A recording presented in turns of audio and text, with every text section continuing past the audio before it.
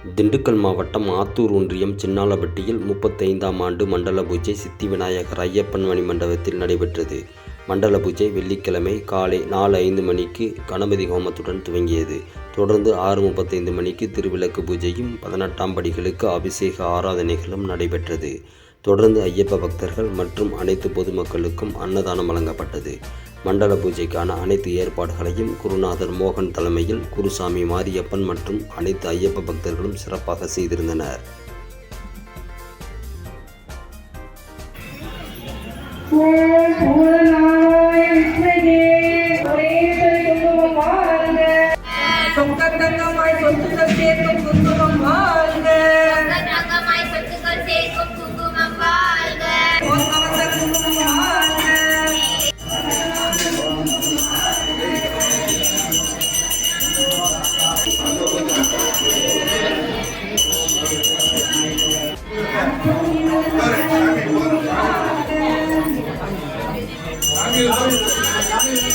Thank you.